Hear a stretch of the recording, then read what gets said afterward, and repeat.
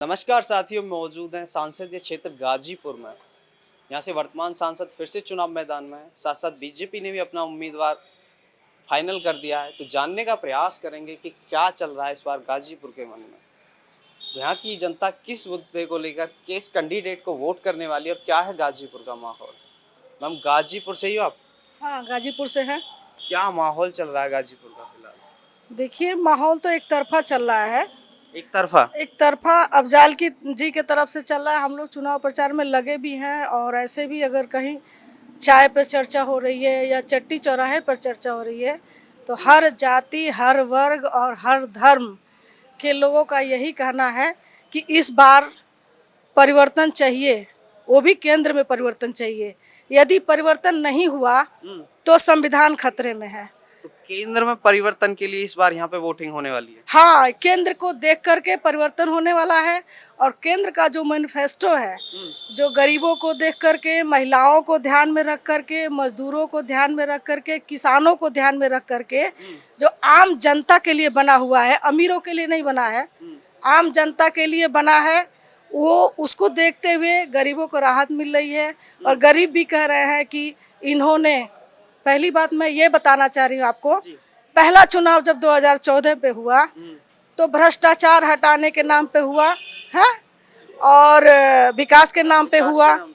फिर वो किए नहीं 5 साल में। दूसरा चुनाव उन्होंने किया कि इस बार ये भारत माता की जय करके पुलवामा में हमला करवाया। काला धन लाने की भी तो कह रहे हैं। हम बता रहे, वही बता रहे। उसके बाद से उन्होंने कहा कि इस बार देशभक्ति के नाम पे, देश के नाम पे वोट दीजिए। जनता के अंदर, हमारे अंदर भी, आपके अंदर भी देशभक्ति की भावना है, सबने दिया वोट उनको। फिर दोबारा हुए और इस बार तो उनके पास कोई मुद्दा ही नहीं है ना। इस बार अभी प्रधानमंत्री जी कह रहे थे अगर कांग्रेस की सरकार आ गई, इंडिया अलायंस की सरकार आ गई तो मंगलसूत्र भी खतरे में पड़ जाएंगे महिलाओं के। अब इस पर हम अब यही तो है, आज स्थिति ये है गई, धर्म जाति को लड़ाते लड़ाते अब पति पत्नी के बीच में घुस गए, यानी मंगलसूत्र में भी घुस गए हैं। और वो मंगलसूत्र की बात करेगा जो अपना मंगलसूत्र नहीं बचाया, अपने पत्नी को छोड़ करके राजनीति कर रहे हैं, वो भी मंगलसूत्र की बात करने लगे। और मंगलसूत्र ले कौन जाएगा और क्यों ले जाएगा कोई मंगलसूत्र? आपने 80,000 90,000 सोना कर दिया, मंगलसूत्र तो आप ले गए।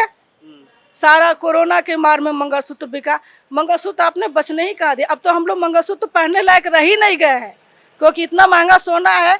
मंगलसूत्र जाएगा किसके पास? गरीबों के पास तो नहीं रहेगा, उन्हीं के पास है मंगलसूत्र, उन्होंने तो छीन लिया। तो मैम, अभी जब भी मोदी जी आए थे कह रहे थे अच्छे दिन लाएंगे, आए अच्छे दिन किसी के? अच्छे दिन है तभी तो जनता कह रही है परिवर्तन लाना है।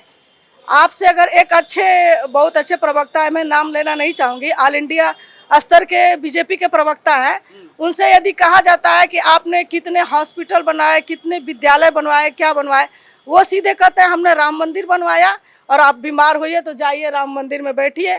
आप ये बताइए, ठीक है, धर्म को सब मानते हैं, भगवान को सब मानते हैं, हम भी सुबह उठते हैं, घंटी बजाते हैं, तब जाके कोई काम करते हैं। अगर हम कर्म बीमार पड़ेंगे तो ऑक्सीजन नहीं लगाएंगे, हॉस्पिटल नहीं जाएंगे और मंदिर के दरवाजे पर सो जाएंगे तो क्या बच जाएंगे? क्या कर्म नहीं करेंगे हम? इस बार उत्तर प्रदेश में क्या होने वाला है? 80 सीटों पे इधर राम मंदिर का भी कार्य हुआ है, कुछ प्रभाव दिखेगा इलेक्शन में इसका? जनता को राम मंदिर तो मिल गया, तो राम मंदिर के सामने कटोरा लेके तो हम बैठेंगे नहीं भीख मांगने के लिए। हमको रोजगार चाहिए, हमको महंगाई से मुक्ति चाहिए। इस बार 60 से ऊपर सीट ले जा रही है गठबंधन की सरकार। गठबंधन सरकार 60 से ऊपर जाएगा, नीचे नहीं जाएगा। तो वहीं दूसरी तरफ भारतीय जनता पार्टी कह रही है अब की बार 400 पार। क्या है इस नारे में? हम लोग उसको उल्टा कर देंगे ना, 400 से नीचे वो चले जाएंगे और हम 400 पार हो जाएंगे। तो इंडिया गठबंधन 400 पार लाएगा इस बार? इंडिया गठबंधन लाएगा, वो बीजेपी सरकार नहीं लाएगी। और हम 400 पार की बात नहीं कर रहे हैं।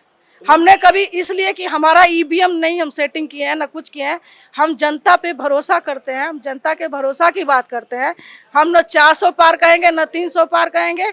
हम जनता के सामने अपील किए हैं और हमारे काम को देख करके जनता वोट देगी। हमने जो भी कहा, कांग्रेस ने जो भी कहा वो किया, इसलिए कांग्रेस पे सबको बिलीव है, भरोसा है और वो करेंगे। मैम, मोदी जी भी अपनी गारंटी दे रहे हैं, उधर कांग्रेस भी अपनी गारंटी लेकर आई है। क्या लगता है किसकी गारंटी में? गारंटी तो वो 10 साल से दे रहे हैं, गारंटी कोई पूरा हुआ नहीं। अब वो मंगलसूत्र तो रोने के अलावा उनके पास कोई मुद्दा ही नहीं रह गया है। तो उनके रोने से किसी का पेट भरने वाला थोड़ा ही है। तो गारंटी कांग्रेस भी तो एक गारंटी लेके आई है, कांग्रेस की गारंटी में क्या? कांग्रेस गारंटी हमेशा से दी है और पूरा की है। 2004 में उन्होंने कहा था कि मैं इतना लोन माफ कर दूंगा। 73,000 करोड़ रुपया कांग्रेस ने माफ किया भारत के किसानों का। तो कांग्रेस ने जो कहा है वो किया है। मनरेगा उन्हीं का देन है, और ये जो 5 किलो राशन पे बोल रहे हैं वो मनमोहन सिंह की देन है। सब कुछ कांग्रेस सबको फ्री दे रहे हैं, कह रहे हैं सबको राशन फ्री दे रहे हैं। हाँ, राशन फ्री दे रहे हैं। सिलेंडर 1200 का करके 800 में आप कितना राशन खरीद लेते? 400 का सिलेंडर था। खाद में चोरी कर लिए। अगर कोई किसान होगा तो समझ रहा होगा कि खाद कम होता जा रहा है। 50 किलो की बोरी 45 किलो हो गया और उसका दाम भी बढ़ गया। आपने 5 किलो चुरा लिया, दाम भी बढ़ा दिया। आपने फ्री राशन कहाँ किया? तो इस बार चुनाव किस मुद्दे को लेकर जनता लड़ रही है? जनता किस मुद्दे को लेकर वोट करने वाली है? महंगाई, बेरोजगारी और अमन चैन चाहिए अपने देश में। संविधान को बचाना है, लोकतंत्र को बचाना है, हमारा अधिकार न छिन जाए। इसी मुद्दे को लेकर के हम लड़ रहे हैं। गाजीपुर का क्या माहौल है? गाजीपुर का एक तरफा माहौल है। अफजल अंसारी जी जीतेंगे। एक तरफ भारतीय जनता पार्टी भी अपना कैंडिडेट लेके आई है। पिछली बार बीएसपी अलायंस में होती थी, वो अब के अलग कैंडिडेट लाई है, तो कुछ फर्क पड़ेगा? कोई फर्क नहीं पड़ेगा, अफजल जी जीतेंगे। अफजल अंसारी जी? हाँ। हाँ जी मैम, आप क्या कहोगे? आप भी चुनाव प्रचार में लगातार लोगों से मिल रहे हो, क्या माहौल चल रहा है? माहौल यही चल रहा है कि जो भी हमारे पार्टी की रणनीतियां हैं उस पर अमल करेंगे हम लोग, और उसके लेकर के हमारे अफजल अंसारी जी जीत रहे हैं। जिधर भी हम जा रहे हैं लोगों का यही कहना है कि एक तरफा वोट जाएगा अफजल अंसारी जी को। तो एक तरफा वोट जा रहा है? जी हाँ। तो चाहे वर्तमान वो किसी कास्ट का हो, किसी जात का हो, किसी धर्म का हो, उनका कहना है कि हम लोगों को अपना संविधान बचाना है, इसलिए हम लोग उनको वोट करके केंद्र में सरकार में एनडीए की सरकार बनाएंगे। तो सांसद जी तो फिर से मैदान में, पहले वर्तमान सांसद जी भी हैं, तो क्या लगता है यहाँ पे जो चुनाव है ये केंद्रीय मुद्दों पे हो रहा है या यहाँ कुछ प्रॉब्लम यहाँ पे भी रही है? यहाँ पे प्रॉब्लम रही है, उससे मतलब नहीं है। मेन मतलब केंद्र मुद्दे से, केंद्रीय मुद्दे पे को केंद्र लेकर मुद्दे से, चुनाव हो रहा केंद्र मुद्दे को लेकर के चुनाव किया है। जाए। बदलाव होगा? पूरा बदलाव होगा। कितने सीट का अनुमान है यहाँ से उत्तर प्रदेश? उत्तर प्रदेश से 60 से ऊपर सीट आ सकती हैं। 60 से ऊपर? जी हाँ।